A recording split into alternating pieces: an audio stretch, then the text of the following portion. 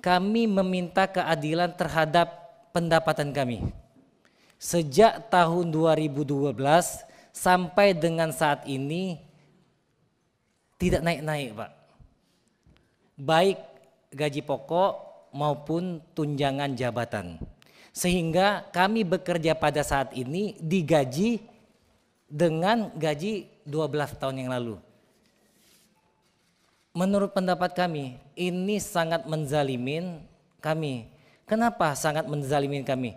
Bahkan pada tahun 94, pada saat pemerintahan di masa Pak Soeharto, gaji hakim itu statusnya masih PNS. Besarannya 2 kali lipat dari gaji PNS biasa di pengadilan.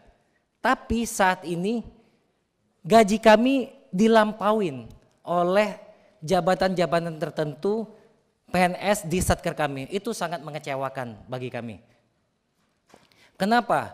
Kami meminta supaya diberikan pendapatan yang layak, yang adil. Karena anggota DPR sendiri memberikan kami kewenangan yang besar. Kewenangan seperti apa? Menegakkan hukum dan keadilan. Kami mempunyai kekuasaan dapat menentukan yang hak bisa kami jadikan batil, yang benar bisa kami jadi salahkan. Atau yang hak tetap kami nyatakan hak. Kewenangan itu sangat besar, Pak. Dengan pendapatan kami seperti ini sangat rentan teman-teman yang menjaga integritasnya, yang terseok-seok, Pak, menjalani kehidupan dan penghidupannya ini akan jatuh juga. Dampaknya seperti apa? Konstituen-konstituen Bapak yang mencari keadilan nanti akan susah. Apalagi yang berhadapannya itu dengan the have versus the poor, atau the state versus the people. Itu sangat susah. Dengan kelemahan-kelemahan hakim tentu the have pasti lebih diuntungkan, the state pasti diuntungkan, the people and the poor pasti yang dikalahkan. Bukan pasti ya Pak ya, kebanyakan seperti itu. Itu sangat rentan. Kami tidak mau supaya keadilan tetap tegak di muka bumi Indonesia. Kami minta Pak, agar kesejahteraan kami diperhatikan. Kami tidak minta tinggi-tinggi seperti komisaris Pertamina, tidak Pak. Seperti direktur utama Mandiri, enggak minta Pak.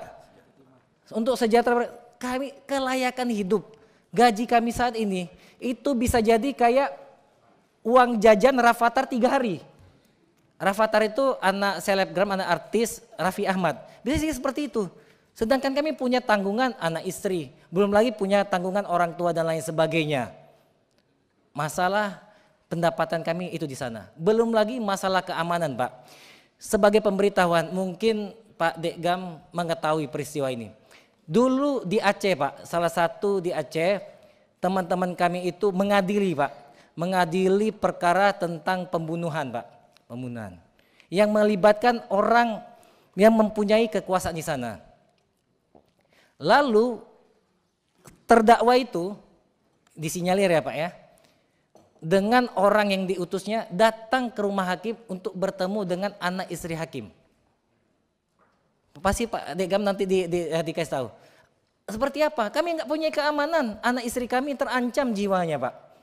Sedangkan hakim sendiri Pak, dengan penghasilan, anggap saja penghasilan hakim itu baru diangkat jadi hakim itu kira-kira 12 juta dengan tunjangan jabatan 8,5 juta, dengan gaji pokok berkisar 3 jutaan. Setengahnya sudah kami kasih kepada istri Pak, untuk biaya sekolah anak, untuk biaya makan sehari-hari. Setengah lagi kami pegang berkisar 6-7 juta. Kalau kami pakai motor Pak, rentan sekali, diserempet sedikit oleh pihak, kami bisa celaka, bisa mati konyol. Setidaknya kami ngambil kredit mobil. Mobil nggak perlu mahal-mahal, mobil yang 100 juta saja atau paling mahal 200 juta. Avanza, Xenia, Aigia, Ayla. Kami bayar DP dari 6 juta atau 7 juta itu dipotong, bayar cicilan per bulan 2,5 sampai 3 juta. Tinggal sisanya kira-kira 3 sampai 4 juta. Hakim juga enggak pengen juga punya rumah Pak, Tidak penting kami punya rumah yang mewah, punya rumah yang megah. Kami cukup punya rumah yang sederhana. Kami ngambil Pak, kami ngambil kredit di rumah, bayar DP Pak berapa? Misalnya 50 juta, mesti kami kumpulkan lagi duit 50 juta.